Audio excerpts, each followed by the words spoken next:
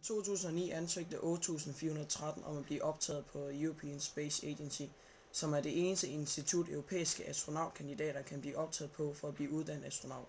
Kun 6 blev optaget, hvoriblandt danskeren Andreas Mogensen er en af dem. Vi har prøvet at få et indblik i, hvad de 6 personer skal igennem for at gennemføre uddannelsen på det europæiske astronautcenter i Tyskland. Første del af uddannelsen var 16 måneder. Her skal de første par måneder have en masse teoretisk undervisning i blandt andet teknik og ingeniørfagligheder. Hele tiden blev de uddannet med henblik på at komme op til den internationale rumstation ISS. Indimellem al den teoretiske undervisning skal de også undervises i lægevidenskaben. Dette er i form af behandling af skader, sår og ydet førstehjælp. Dette er selvfølgelig en nødvendighed, da man til tider kan være helt ned til 2 personer i gang i rummet.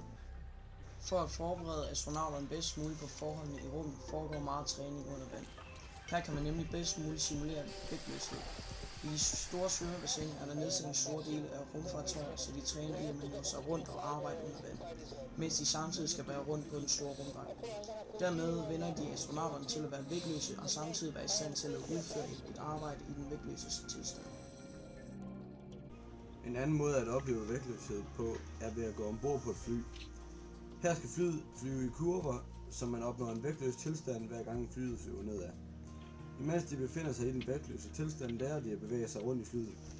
Samtidig vender de sig generelt bare til alle udfordringer ved at være vægtløse. Som et eksempel skal de vende sig til at motionere i vægtløs tilstand.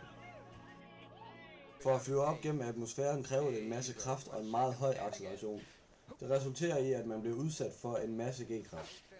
G-kraft er en måleenhed for den acceleration, man bliver udsat for. Det vil sige, jo mere rumraketten accelererer med, des mere g-kraft bliver man udsat for. Hos NASA og ESA har man maskiner, som kan påføre en den g-kraft, man bliver udsat for på en opsendelse. I Danmark har vi dog ikke helt så højteknologiske maskiner, men vi tager ud for at besøge Danmarks svar på disse maskiner, for at prøve det på egen krop.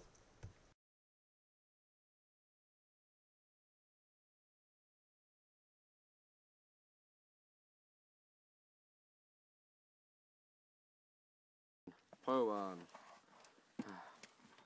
Så er det fandme noget. Så snor vi rundt. Det er seriøst dokumentar, det her. Det her, det er true shit. Fortæl lidt, hvorfor gør det? Fordi at vi gør det her, fordi at ligesom at demonstrere, at g-kraft ikke er så svært og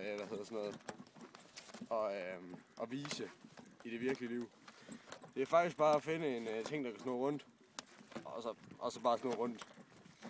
Så ja. Plus det, så er det en del af NASA's og ESA's træningsprogram, takker. At vise, eller at udsætte astronauterne for voldsomt mange G. Det er så godt nok begrænset mange G, vi gør op nu her, men vi gør det et forsøg. Damn! Og vi er sgu lidt stolte af det her faktisk, fordi vi har let efter en legeplads i sådan en kvarter nu, og vi har sådan endelig fundet noget, så der skulle sgu ikke så meget til at redde vores dag. Nu kan jeg mærke det. Hold kæft, det går stærkt. Ja, og jeg synes, at Anders har gjort et bravt arbejde. Nu skal jeg vist kaste op. Føj for helvede. I en del af træningsprogrammet bliver man sendt ud i naturen på overlevelsestur sammen med de andre studerende. Det gør man primært for at træne samarbejdsevnerne, da godt samarbejde er nødvendigt på missioner i rummet. Men samtidig bliver man som astronautstuderende også udsat for stress på overlevelsesturen, da missionerne i rummet ofte er meget stressende, og astronauterne skal derfor lære at håndtere stressen. Udover denne træning modtager de astronautstuderende også en masse teknologisk undervisning, så de kan manøvrere rumfartøjerne og have styr på teknologien på den internationale rumstation. Efter træningen på ESA har astronauterne mulighed for at komme op til den internationale rumstation. Hvis de vil længere ud i rummet, kræver det endnu mere uddannelse. Selvom astronauterne bliver udvalgt til en mission, skal de igennem flere års træning, som kan vare helt op til 4 år, for at forberede dem til opsendelsen. T-minus 10, 9, 8, 7, 6, 5, 3, 2, 1, 0, and liftoff of Space Shuttle Atlantis on a mission to build resupply, and to do research on the International Space Station. Houston now controlling. Atlantis begins its penultimate journey to shore up the International Space Station.